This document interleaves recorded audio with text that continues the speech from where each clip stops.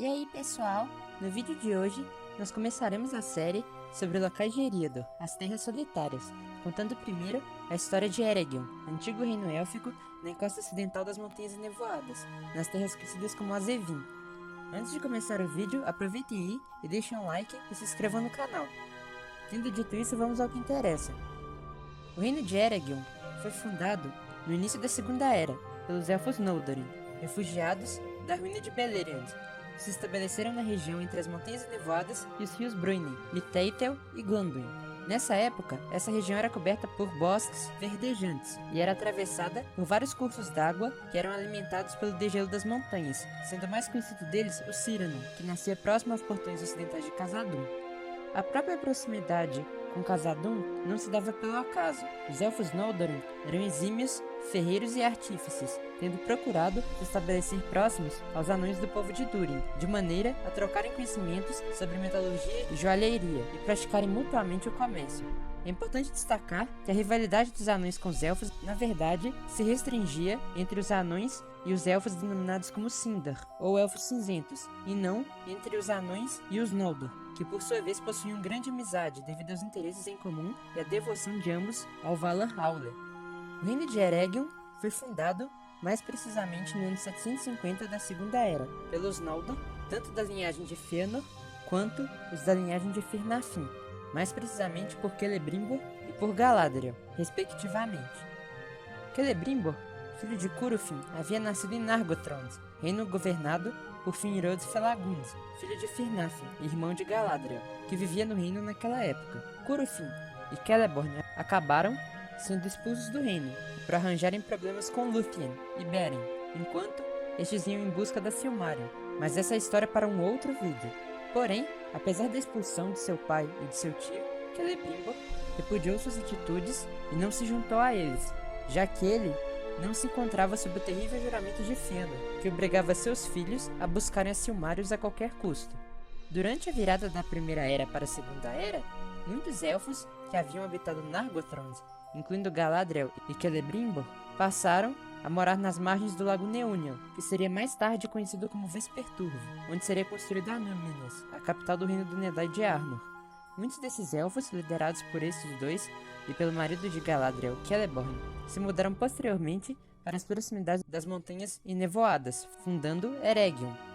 Os elfos construíram uma magnífica capital chamada de Oth-in-Edil, no encontro do rio Cyrano com o rio Glanduin, próxima aos alagados de Nin-in-Elith, no encontro do Glanduin com Miteitel, que se juntam para formar o rio Gwathmol. Das portas orientais da cidade partia uma estrada que ligava diretamente ao portão ocidental de Khazad-dûm, construído pelo artífice anão Narvi e pelo próprio Celebrimbor, que escreveu suas runas com Ithildin, um pigmento feito à base de mithril, metal extraído em Moria, e utilizado também pelos artífices Noldorin de Oth-in-Edil. Estes artífices élficos, liderados pelo próprio Celebrimbor, que era neto de Fëanor, possuíam a ambição de se igualarem em habilidade e renome de seu antigo ancestral, que forjara as lendárias Silmarils durante os Anos das Árvores. Eles então criaram uma confraria chamada White e Mirdain, que possuía o objetivo de aprimorar os conhecimentos sobre metalurgia e joalheria, misturando os conhecimentos da linhagem de Fëanor com as habilidades aprendidas com os anões de Khazad-dûm, principalmente com o grande mestre anão Narvi, na tentativa de forjarem artefatos que pudessem se aproximar das lendárias Silmarils. Porém, o renome destes artífices não atraiu apenas a curiosidade de anões ávidos por trocar conhecimentos em metalurgia, mas acabou chamando a atenção de um ser muito mais perigoso, que era conhecido como Gortal, o antigo comandante em chefe das forças de Morgoth na Primeira Era, o mais poderoso dos Maiar, que foram corrompidos pelo antigo Senhor do Escuro. Porém, Gortal sabia que os elfos o desprezariam se ele se revelasse totalmente, e então por volta do ano 1200 da Segunda Era, ele assumiu uma forma bela e foi até Oth-in-Edil, se apresentando aos mestres da Gwaith e Mirdain como Anatar, o Senhor dos Presentes, os seduzindo com conhecimentos nas artes relacionadas ao manuseio dos metais e joias. Porém, este ser no passado, antes de ser corrompido por Melkor, era um Maiar auxiliar do próprio Auler, chamado Mairon. Por isso, possuía grandes conhecimentos nas artes da metalurgia.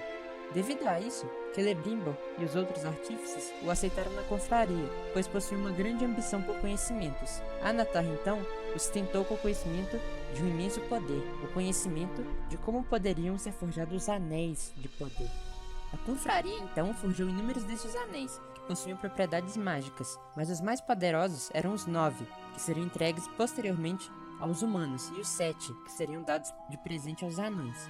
Porém, Galadriel passou a desconfiar do excesso de boas aparências e de boa vontade de Annatar, acabando por entrar em conflito com a Gwaith e Mírdain, que governava Eregion. Devido a essa indisposição entre a Senhora Élfica e Celebrimbor, ela acabou deixando o reino, juntamente com Celeborn, atravessando Khazad-dûm e indo morar juntamente com os Elfos Silvestres em Lorinand, que eram governados naquela época por Amid, um elfo Sindar conhecido de Celeborn. Porém, o aviso de Galadriel acabou gerando uma certa desconfiança em Celebrimbor, que resolveu forjar em segredo os 3 anéis que seriam dados aos elfos, sem permitir que Annatar os tocasse. Já no ano de 1590, Annatar, em segredo, se dirigiu para o leste, para seu esconderijo, uma antiga forja erguida por Morgoth, chamada Montanha da Perdição, na terra de Mordor, onde as sombras se deitam, onde ele assumiu sua verdadeira forma, a de um tirano cruel, um senhor do escuro em seu trono sombrio, forjando assim um anel para todos governar, um anel para encontrá-los, um anel para todos trazer e na escuridão aprisioná-los. Foi então que Celebrimbor e os outros membros da confraria descobriram que haviam sido traídos, pois perceberam que Annatar agora poderia controlar a vontade de todos os anéis com seu próprio anel, e que ele era um poderoso ser maligno. Celebrimbor então procurou Galadriel, se reconciliando com ela e pedindo conselhos, confiando a ela o anel Nenya.